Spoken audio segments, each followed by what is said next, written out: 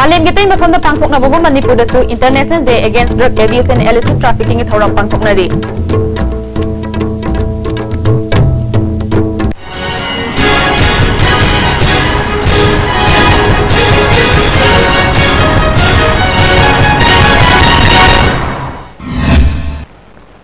Kurumjari, miyang tabi punang putaram na oksari, tawag sing sanong na pizari.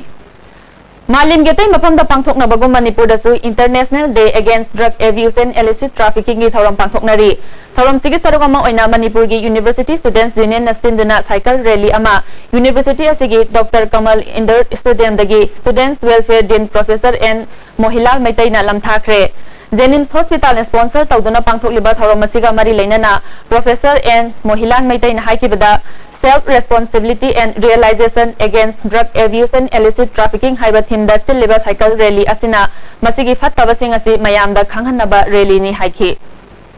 akoi drug masi sinaba si phatti ama samaj amang bani amadi illicit trafficking haiba se masi su samaj gi against ani nipi against ani haidana madugi theme da self responsibility amoi da bai koi sai sana yan ta ya haraga mayam da sugumba drug abuse amadi illicit trafficking se masi phatti haiba se kunana ba dugum rally amo da mayam khan ba hoina satpa dugum rally Rally asina Kanchipur Singjamai Pisumthong Khagempali Waheng Lekai Nagamapal North AOC amasung Jingmairong Khongnangani karak phawdoklaga Dr. Kamal Indoor Stadium da amuk lamthungki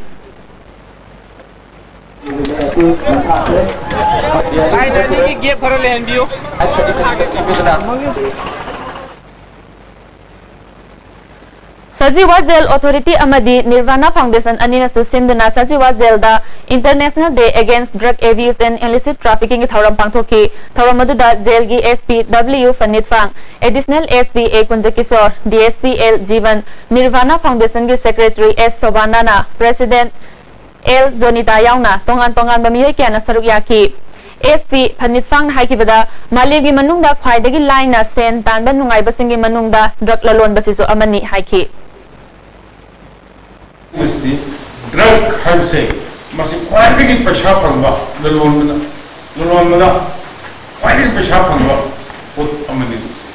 sina the third largest say ahumsu quality chawwa largest business ni hanai kai degi petroleum and arm trade ko petroleum amadi arm trade sigi matung sida drug sina quality chawwa business amani haina international the UN the sitting da moi hainari aduga officially masida akogi prithvi sida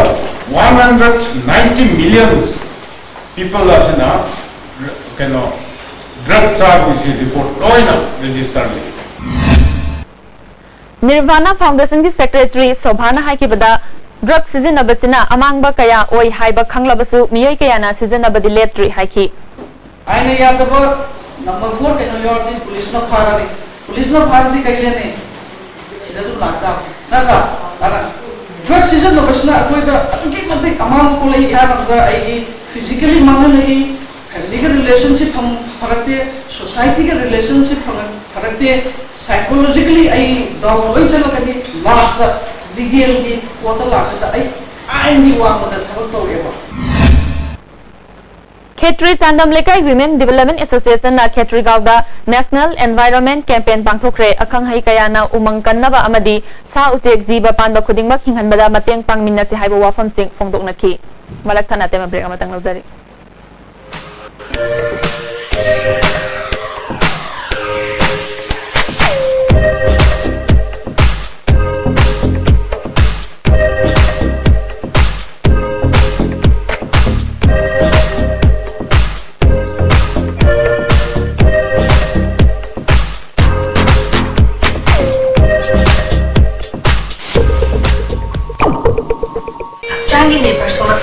producing attaba akcham choktarba tumba chaba yaraktaba khong hamba nungaraktaba singidaba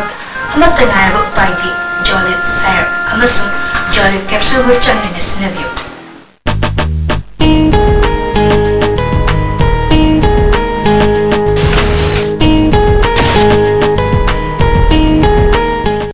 Asia Coaching Center, New Chakon, the best and the only trusted coaching center in Impal. Admission open for foundation course for class 6 to 10 starts 23rd June. Our toppers are 2nd position M. Suzana Devi, 3rd M. Basundara Devi, 6th Gary, 10th Yaisana, 11th Selina, 13th Babichan, 15th Sujakanta, 16th Ningthem and 25th Apollo. Hurry, limited seats.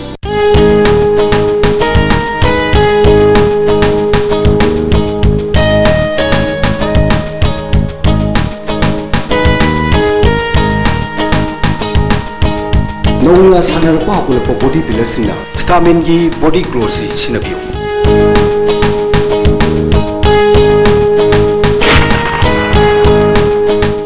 Hainau Yasing Mahau Pambirabadi Lecture Freshly Mango Puns Adusu Sumna Tagi Lupa Tarada 600 ml na 1200 ml Freshly Mango Drink Labada Mimi Noodles Lem na Hapchigani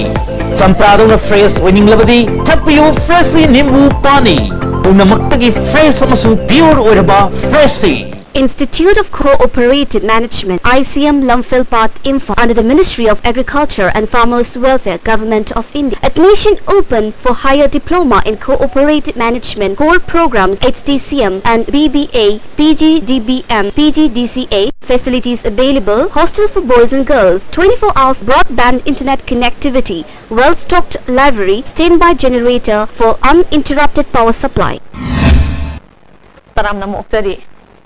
Atopa party da yawram laba miyoy kaya Congress da yawrapada makhoi bu harau tayam no opagi thawram ma kendra sigi manung sanba ithai wapok pida Kumbi Block Congress Committee na senduna pangthokre MLA sana sambira na makhoi bu harau tayam no okre thawram adu da Borayang B Primary School gi hanagi headmaster Muhammad Aziruddin yumnam kaubana maru oiba miyoy sing oina saruk yakhi MLA Biran hai kibada lakadoriba assembly mikhalda Congress party na yamna chauna mai pakani haibasi nongmagi Congress party da atopa party da leiramba miyoi kaya na yauksilak pasina mayak sengna takle haiki